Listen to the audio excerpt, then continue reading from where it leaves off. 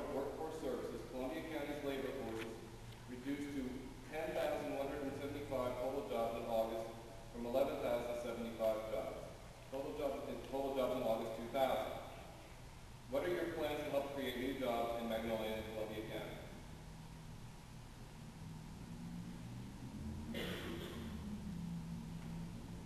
Many people are calling for the abolishment of the MEDC. I do understand many citizens' frustration. We spent millions of dollars on MEDC to have industrial parks and things of that nature and not have anything to show for it after more than 10 years. I don't want to see the MEDC abolished, but I want to see those funds used elsewhere for investing in industries and jobs that we can get. For instance, more entertainment opportunity. We can section off $50,000 here, $20,000 for those who want to build a bowling alley or a pool hall, things of that nature. Other things that we can do, we don't have the infrastructure to bring in heavy industry jobs, but we do have the ability to get into these up and coming clean energy fields, like biodiesel, using algae and wood pellets to create ethanol. These are things that we can do right here that can employ several hundred people. The other thing that we need to address is some of our setbacks. We have a low quality of life.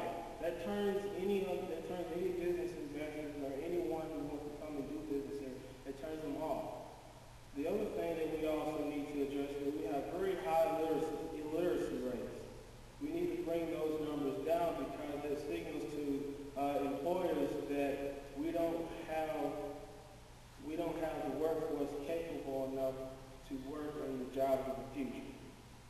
Other things that we need to do, we need to set up ways, better opportunities so that students 7th through 12th grade can have access to a college education or post-high school education, not necessarily university or VOTEC.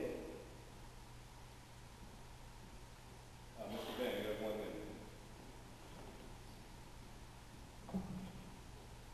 I'd like to visit our current businesses to see what we can do to help them possibly grow. The city will support our businesses. When we look at job creation, 2 to 20 jobs are just as important as 50 to 100 to those families involved and to our city's growth. MEDC and the mayor's office will work hand in hand to bring in new industry. As mayor, I'm the head salesman. I'll be able to sell the finer qualities of Magnolia, for she's my hometown. Mr. Flaherty, you have 1 minute.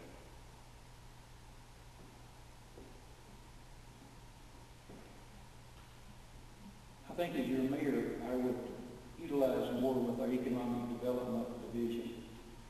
I think they could do a little bit better job, maybe in a targeted area, go back to the old sales pitches, target your area, find what we've got to work with. We've got resources here, what kind of resources can we peddle to the other businesses in Arkansas? We need to, I will use the mayor's seat as an enticement. I will talk it as much as I can to the other business people that I could be associated with. And they can be convinced with it. But another thing that we have to deal with our drug problem. If they come into Magnolia and find we have a drug problem, they're not going to stop very long because they don't want the rehabilitation programs in here. They want some people that can pass the drug test so they can make a profit. Mr. Layton, you have 1 minute. Well, welcome to remote Arkansas, and that's the way it always goes.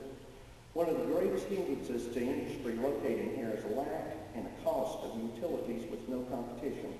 Therefore, I would suggest to the city a plan of implementing a technology that would offset these burdens. With the same plan would come significant cost savings for current business owners and attractive packages for new industry.